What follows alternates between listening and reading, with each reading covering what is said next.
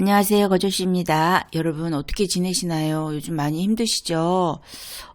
일단은 저도 그냥 내란범들의 그 뻔뻔함을 지켜보고 있기가 아주 너무너무 힘이 듭니다. 그죠? 게다가 또 비행기 사고까지 나서 아휴 도대체 망연자실 어떻게 가만히 있어도 진짜 화가 납니다. 그래도 우리 삶은 계속 되어야 하니 조금 생각을 또 딴 데다 조금 관심을 좀 돌려보시죠. 그리고 또 버텨내자고요. 자, 요번 그 기사는요. 12월 16일자 기사인데 명품 한번 볼 거예요. 명품. 여러분 명품 있으십니까? 저는 뭐 명품은 없지만 그래도 한번 명품에 대해서 한번 봅시다. 왜 루이비통이 struggling? Why 루이비통 is struggling but Hermes is not? 루이비통은 되게 고전을 면치 못하고 있나 봐요. 되게 힘든데 에르메스는 그렇지 않지? Worse that luxury business is peaking. 그렇게 럭셔리 비즈니스가 명품 비즈니스가 피킹 정점을 찍었다. 이젠 뭐 더 이상 올라갈 데가 없다라고 생각하는 그런 worries. 그 걱정은 사실 overblown. 과장된 거다라는 이야기입니다. 그래서 명품 시장이 럭셔리 시장이 어떻게 될까 한번 그냥 가벼운 마음으로 읽어보시죠. Spending on personal luxury goods is set to fall by 2% in 2024. 2024년에 어쨌거나 명품에다 쓰는 개인적인 돈이 상품 소비가 2% 감소했다라고 합니다. 그 LVMH 그러니까 루이비통 모엣 헤네시 있잖아요. 루이비통 모엣 헤네시 이게 the world's biggest luxury conglomerate잖아요. 아주 그 럭셔리 그 거대 기업입니다. 그 거대 기업의 sales 매출이 have tumbled 이렇게 급락을 했다라고 합니다.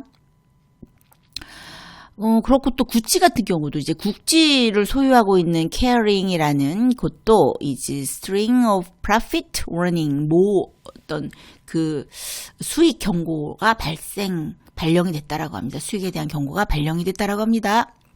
그리고 베르사체 있잖아요. 베르사체 굿디스.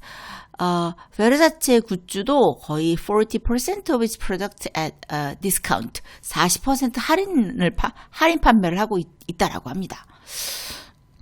지금 명품 시장이 약간 좀 힘든 상황인데요.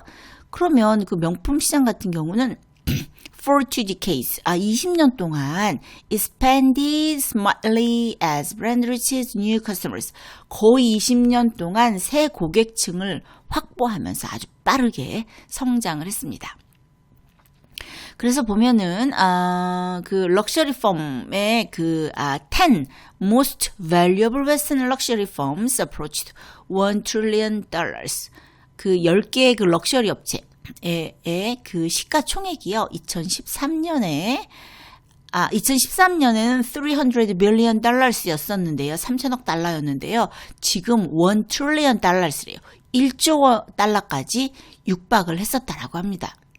그런데 그것이 지난 past 12 months 지난 12개월 동안 지난 1년 동안 fallen by more than a tenth 10분의 1 그러니까는 10% fallen 떨어졌다라고 합니다. 이렇게 럭셔리 산업이 되게 이제 잘 나갔단 말입니다. 20년 동안. 그럼 이 럭셔리 산업이 성장한 두 가지 요소가 있는데 two trend 중에 하나가 뭐냐면 the first was globalization입니다. 세계화입니다.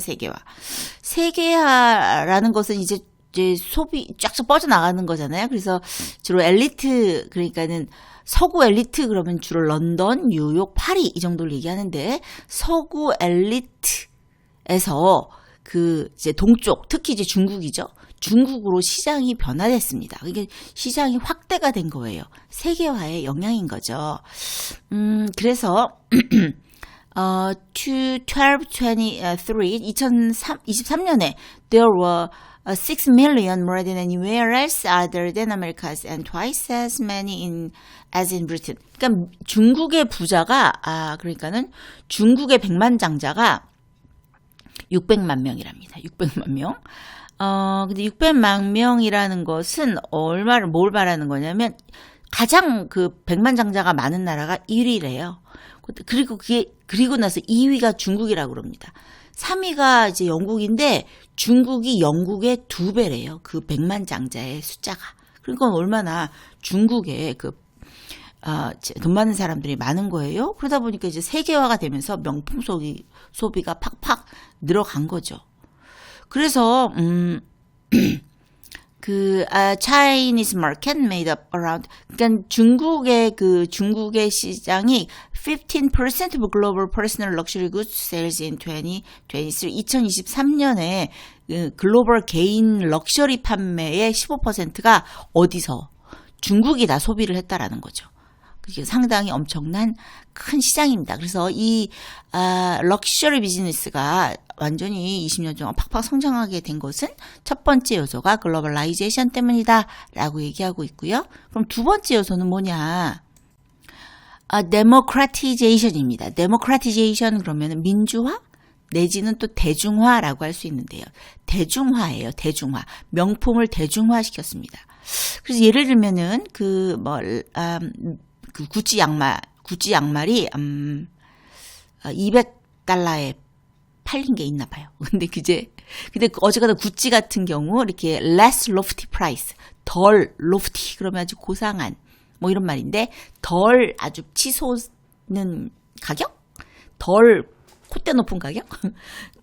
그걸 팔기 시작했습니다. 예를 들면 200달러짜리 양말.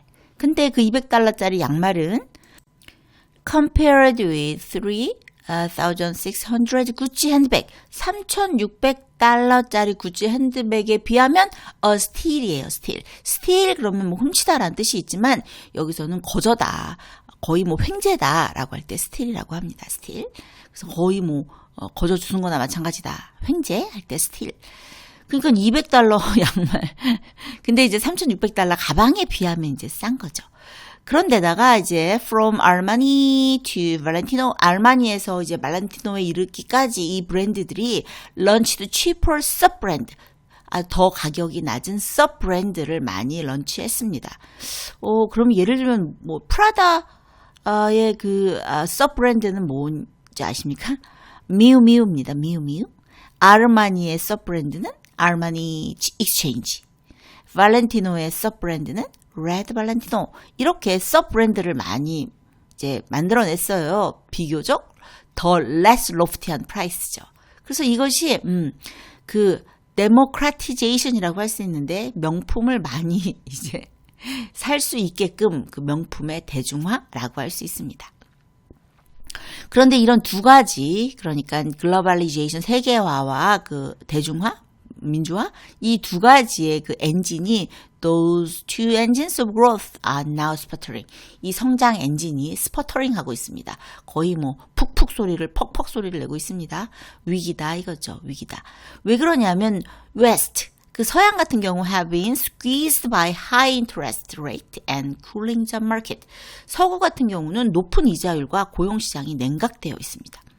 게다가 그 다음에 이제 그 럭셔리 상품에 아주 많이 소비하는 곳인 차이나, 중국 같은 경우도요. 지금 housing crisis and a government campaign against a slowly display of wealth.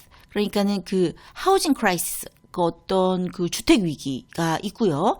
그런데다가 정부가 캠페인, 정부가 어떤 slowly가 아니라 showy 디스플레이군요. 아주 그 과시적 그런 소비를 보여주는 거 있잖아요. 과시적 소비를 단속하는 그런 캠페인을 막 벌이면서 중국에서의 그 명품 시장, 명품 소비도 좀 줄고 있습니다.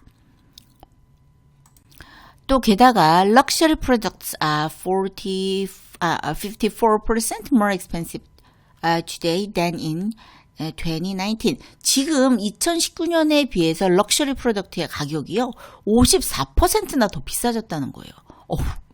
엄청나네요. 그죠? 2019년에 비해서 54% 가격이 상승을 했습니다. 이것도 또 명품 시장이 약간의 텀블링하는 그런 이제 요소가 되는 거죠.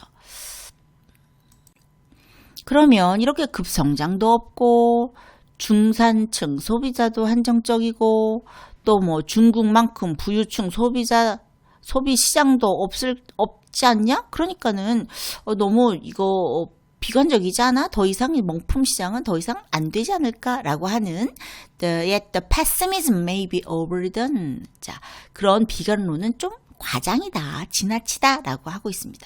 왜 그러냐면은 중국이 it is still China. 여전히 중국은 중국이야. 중국 시장은 여전히 유망하다라고 합니다.